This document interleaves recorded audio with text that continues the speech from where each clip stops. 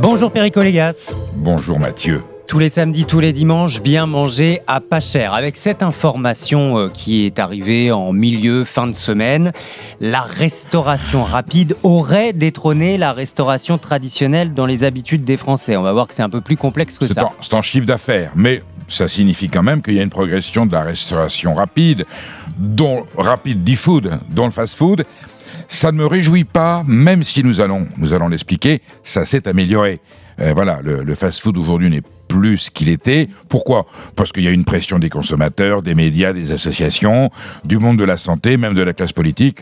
On a demandé à cette formule d'alimentaire de faire des progrès, de s'adapter, et les industriels du fast-food et les spécialistes de la restauration de rue ont effectivement intégré à leur méthode, à leur pratique, effectivement, les enjeux alimentaires, nutritionnels, et on peut dire que aujourd'hui, la restauration de rue et le food en général est meilleur ou est moins mauvais qu'il n'a été. C'est une conquête citoyenne, on s'en réjouit. Ceci explique C'est pas cela. pour autant que ce soit la bonne forme alimentaire, on va en discuter, mais voilà, il y a eu un progrès et il faut le reconnaître. Alors, regardons l'information de plus près. C'est une étude qui a été conduite par Gira Conseil. Nous avons le directeur avec nous. Bonjour Bernard Boutboul.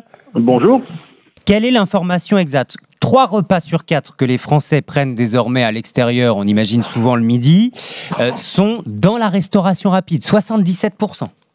Alors, 3 repas sur 4, effectivement, pour être très précis, c'est même 77%, sont pris dans la restauration rapide. Mais je pense que des expressions fast-food et restauration rapide doivent être bannies de notre langage, parce que ça a une connotation péjorative, excusez-moi l'expression, de fast-food malbouffe, tel qu'on décrit des gens comme McDonald's et autres.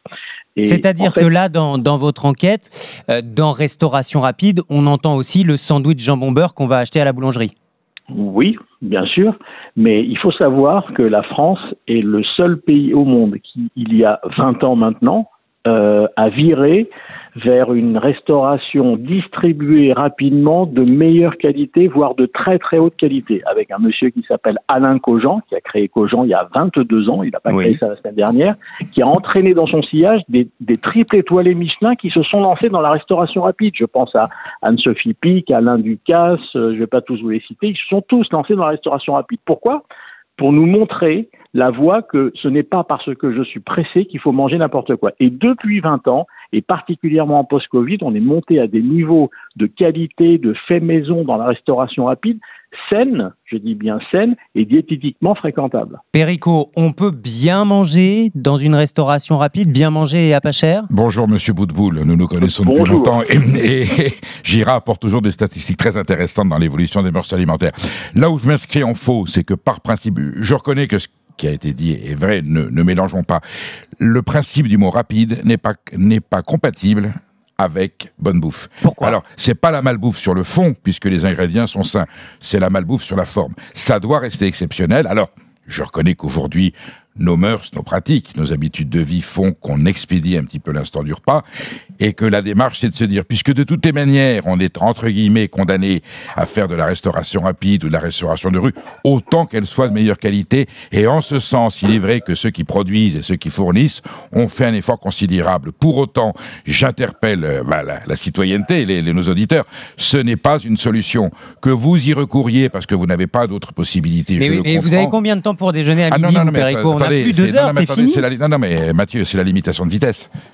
Ah non, on ne peut pas faire autrement que de rouler à 180 parce qu'on a... Non, on ne roule pas au-dessus de 130 sur l'autoroute, à 50 ou à 30 dans les villes. C'est une question de survie, c'est une question... C'est-à-dire, combien de temps il faut prendre pour déjeuner, pour que ce soit sain ? C'est pas seulement le temps, c'est le fait de s'asseoir, c'est le fait de partager, c'est le fait d'avoir des aliments que l'on consomme, j'allais dire, posément pour notre organisme et qu'on prenne le temps de se nourrir. L'acte alimentaire est un acte vital.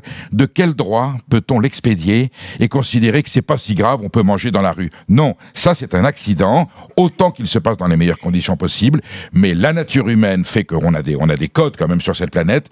L'instant de table, l'instant du repas doit prendre un certain temps et se dérouler d'une certaine façon avec une certaine éthique et un certain nombre de valeurs. Si on ne les respecte pas, il y aura de toutes les manières des incidences sanitaires et sociales. On le sait, la nourriture de rue rapide, d'accord, c'est un dépannage. À un moment donné, il y a des conséquences qui sont inéluctables et personne ne peut le nier. Perico Légas, le beurre et l'argent du beurre. RMC, le beurre et l'argent du beurre. Tiens, Pierre nous rejoint au 32-16 Perico. Bonjour Pierre. Bonjour Mathieu, bonjour Monsieur Périgot. Attention Pierre, vous allez vous faire engueuler par Perico. Est-ce que vous allez régulièrement dans les fast-foods ? Oui, 3-4 fois par mois à peu près. Par mois ? Par mois, oui. Comme moi. Par semaine. Ah, comme vous Mes Perico ? enfants vont dans des fast-foods, je donne la marque, c'est King Marcel, c'est leur bonheur, ils savent très bien les enjeux, ils savent très bien qu'il ne faut pas aller dans une autre maison plus connue d'origine américaine, et le hamburger est un plat.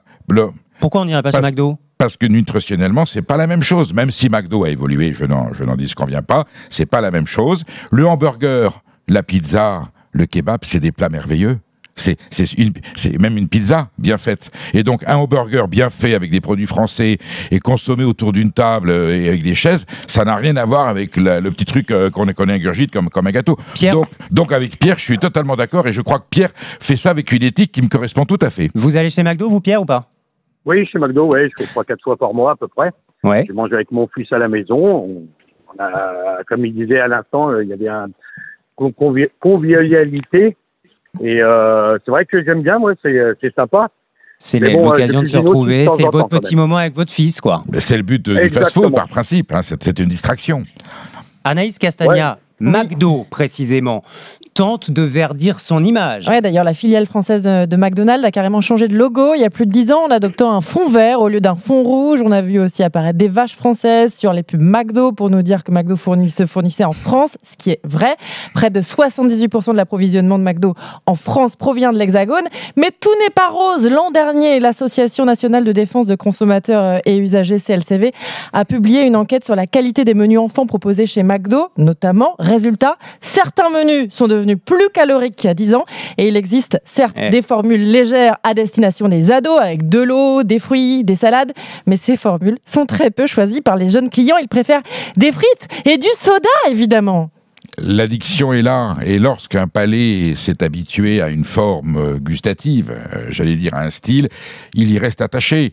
Vous pouvez, je connais tellement de restaurateurs qui ont remplacé la pâte de tartine noisette faite maison, le Nutella. Eh bien les gens demandent à revenir sur du Nutella, c'est une référence quasiment psychologique. Et là, je n'attends rien de McDonald's, je leur veux pas de mal, et malgré tous les efforts qu'ils puissent faire, et je vois qu'aujourd'hui ils ont le stand au salon d'agriculture, mais oui. McDo a le stand, mais oui, parce qu'ils prétendent, et ce qui est peut-être vrai, qu'ils sont les premiers, j'allais dire, consommateurs de viande française. Pour moi, ce n'est pas une référence, ce n'est pas un bon système, on a le droit d'y aller, c'est une distraction. Pour moi, c'est un peu un gâteau, c'est une pâtisserie, et que des enfants et des jeunes ou des gens pressés ou à faible revenu n'aient pas d'autre solution. C'est une réalité, pour moi, c'est un peu une fatalité. Pour autant, il faut s'en émanciper le plus possible. Je ne les condamne pas, mais voilà, c'est pas une solution, c'est pas un recours, et ça ne sera jamais le genre de repas idéal qu'il faudra soutenir. Pierre, vous choisissez le Big Mac, le bon vieux Big Mac au McDo, ou vous allez vers les nouvelles formules un peu plus veggie ? Moi, j'ai toujours sur le même. C'est le Big Tasty, j'adore. Et mon fils, c'est le triple cheeseburger. Ah, bah voilà. mais on n'est pas dans la salade. Le problème, c'est que c'est bon. Moi, je le connais. J'en ai consommé des centaines. C'est délicieux. Quand on sait le contenu et la façon dont on le consomme, là, on peut avoir une réserve. Mais gustativement, je comprends très bien. Pour moi, c'est un gâteau. C'est un gâteau sucré-salé. Et effectivement, ça engendre une gourmandise et une appétence. Et ensuite, le problème, c'est que ça passe à l'addiction. Ça, c'est un problème. Bernard Boutboul, vous êtes d'accord avec Perico là-dessus ? Pas trop.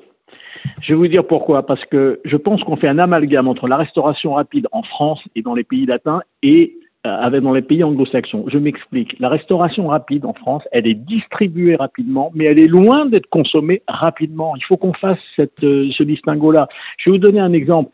La durée moyenne d'un repas dans la restauration globalement était avant le Covid, de 31 minutes. Nous sommes en train de monter vers les 42 minutes. Ça veut dire quoi ? Ça veut dire que les Français font partie des peuples dans le monde qui prennent de plus en plus de temps pour se nourrir. Et autre différence que nous avons avec les pays anglo-saxons, c'est que les Français ne sont pas nomades. Nous ne mangeons pas et nous ne buvons pas en mouvement.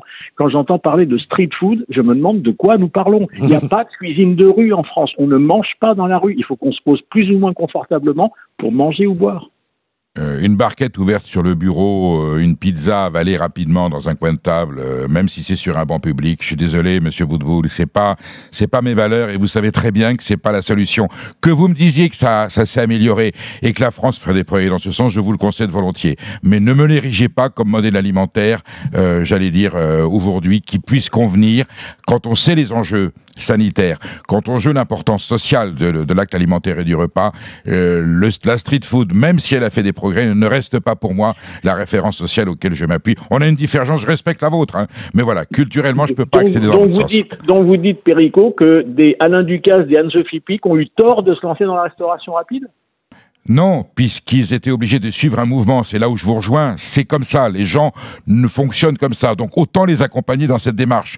Pour autant, je continue et j'ai le droit de dire que je ne suis pas d'accord, ce n'est pas une bonne évolution, mais qu'on s'adapte à elle pour l'améliorer et fait qu'elle soit moins mauvaise ou limiter les dégâts, bien sûr que c'est important de le faire et que les grands chefs s'y impliquent et vous le signalez bien, voilà. Mais moi, ça restera en tant que, je veux dire, en tant que principe, en tant que valeur, je ne peux pas adhérer à cette solution. Et on aura eu toutes les clés pour comprendre aussi cet enjeu sanitaire que vous avez bien souligné, Perico Légas, ce matin. Merci beaucoup Bernard Boutboul, directeur de Gira Conseil. Merci à Pierre d'avoir eu le réflexe 32-16 pour nous faire sentir jusque dans ce studio les bonnes odeurs du Big Texty.